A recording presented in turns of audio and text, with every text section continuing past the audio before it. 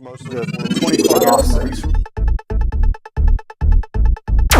Hi, I'm George Crump, lead analyst with Storage Switzerland. We're at VMworld 2013. Joining me next on the whiteboard is Aaron Farragon. He's the Executive Vice President at Asigra. Aaron, thanks for joining us today. Thanks for having me, George. So one of the things I know that you guys are talking about on the floor is cloud-to-cloud backup. So why don't you walk the folks through that, because I'm not sure everybody knows exactly what we're talking about there. Okay. So first thing is that cloud-to-cloud backup, let's talk about the use case. Okay. The use case is that as data shifts from your premise over into cloud, as you begin to add SaaS-based applications, so if it's Google Apps, let's talk about the different SaaS applications. You might have Google Apps that you need to back up. Let's shift this over here so I can. You might have Salesforce.com, and you might have Microsoft Office 365, and any other kind of SaaS-based applications.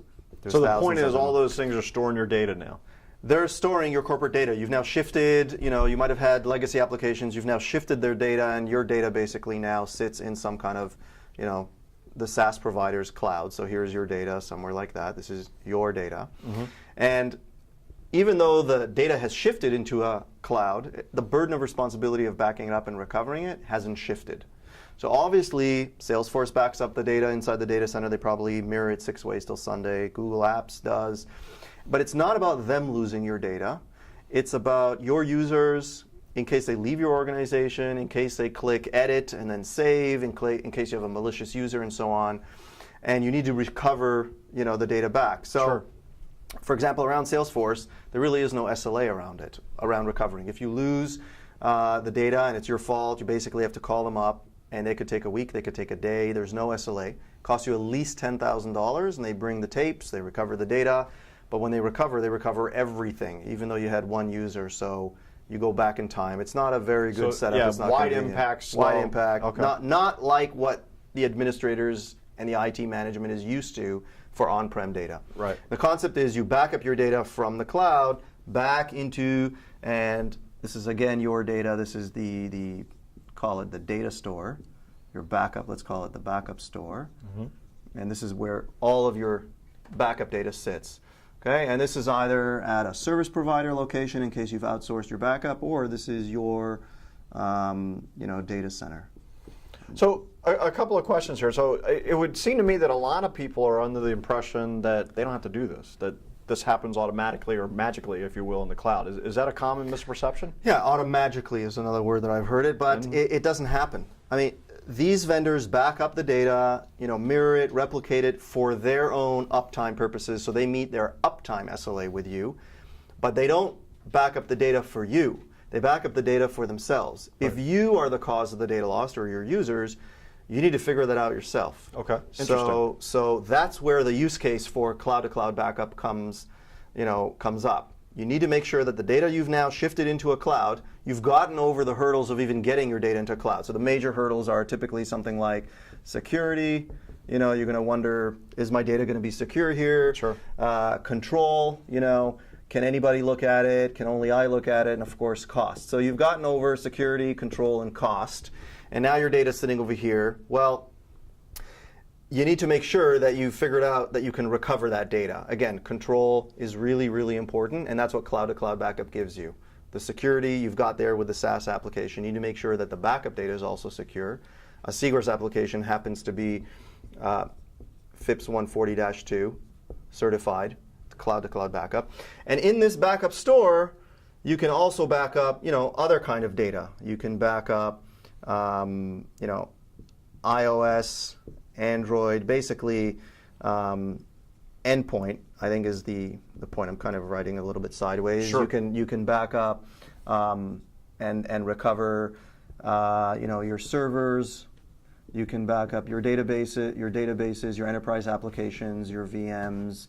So basically my on-premise stuff, my new kind of rolling out devices, as well as anything I've shifted to the cloud. Exactly. Even branch offices. Let's say you had a branch office here and you've got other stuff. You could back up all of this into your common data store, including your data that you've put into a cloud that's running in some kind of SaaS application as well. Well, and most data centers are in a constant transition, right? They're evolving out from this sort of thing. They're adding these new kind of devices, the whole bring your own device thing. Exactly. And now they're starting to, I would say, well beyond experiment, but start to leverage and implement data in the cloud, right? So what you're saying is with Asigra, I can cover that data center in transition model. Exactly. All the stuff you've done historically, all the stuff that you're adding in the last 2 years because your end users are demanding to come with their own devices, all your endpoints, your branch offices. And now, of course, as you begin to shift, or you might have already started to shift and leverage SaaS-based applications, you need to protect this data because you're still on the hook for it. The burden of responsibility does not shift to Google. You cannot stand in front of a judge and say, oh, let's go talk to Google, they'll recover the data. It doesn't work like that. You're still on the hook for the compliance if compliance impacts your business. And there's a lot of organizations that are affected by compliance that use Google Apps. A lot of public sector organizations use Google. So if I look at this, then I guess my next thing is, okay, that makes sense. I got to protect my data in the cloud. What's the right way to go about acquiring it? You can buy Asigra's technology. So this is purely about Asigra, but you can buy or you can leverage Asigra's technology as a service.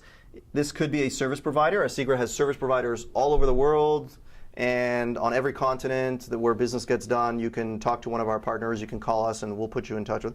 Or if you don't want to leverage a service provider, you can certainly license the software and run it in your own data center by yourself. You might have a VMware cloud because we're at VMworld. You might have your own private cloud, and you can back up SaaS-based data into your own cloud. So either style. So key takeaways here are, got to protect your data in your cloud, even though you're giving your data essentially to somebody else. It's your responsibility to be able to protect it and recover it. Yep. And then number two, you got a variety of ways to access it. One of the advantages of what we're talking about here is it can sort of help the data center in transition as you move to the cloud and as you continue to use these sort of on-premise apps and devices. Right. Single platform. Instead of using, another specific application, another, kind of a specific backup tool, you have, with Asigra at least, you have a single one platform that you can use for all the different types of data you have in your enterprise. Endpoint, enterprise, branch office, and now cloud-based, SaaS-based data as well. Okay, great. Well, thanks, Aaron.